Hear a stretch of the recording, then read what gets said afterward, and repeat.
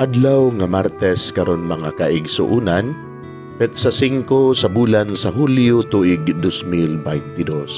Ang pagbasa kinotlo gikan sa Ebanghelyo sumala ni San Mateo, Kapitulo 9, versikulo 32 ngadto sa 38.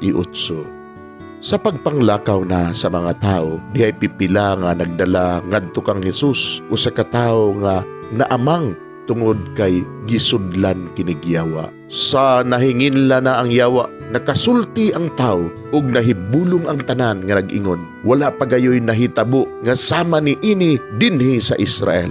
Apan miingon ang mga Pariseo, ang pangulo sa mga yawa maoy naghatag kaniya gahom sa pagpagula kaniya. Unya gilibot ni Jesus ang tanang kalungsuran ug kabaryuhan. Nanudlo siya didto sa ilang mga sinagoga o giwali niya ang maayong balita bahin sa paghari sa Dios. Giayo usab niya ang mga tao sa tanan nilang balatian ug sakit. Sa pagkakita niya sa daghang mga tao, naluoy siya kanila kay nagluyaman sila ug walay kadasig.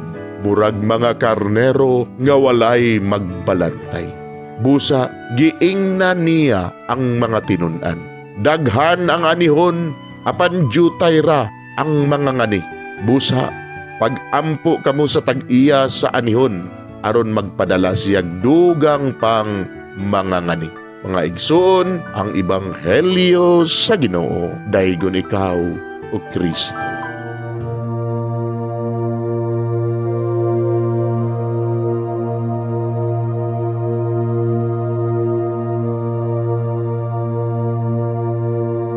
Pagampo sa dili pa magsugod sa trabaho.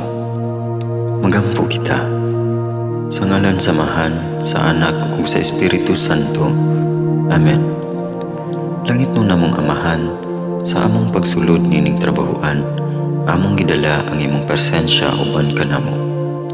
Among gipamulong ang imong kalinaw, imong grasya, imong kaluoy ug ang imong perpektong hanay sa among mga trabaho. Among gipadayag ang imong gahom labaw sa tanan diha sa mga butang nga among mahimo, masulti, mahuna-unaan ug mahukman sulod nining adlaw.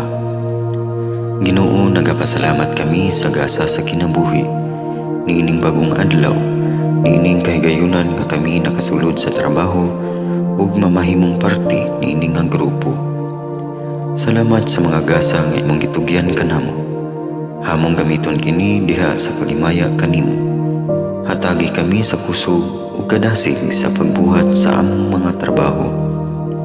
Panalangini ang among mga proyekto, mga ideya ug kusog.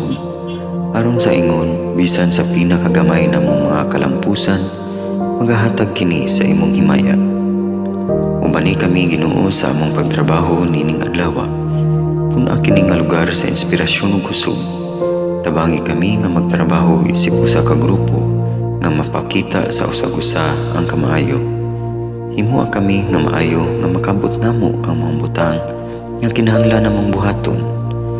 Himuha kini nga lugar nga puno sa kalipay ug panagihigalaay.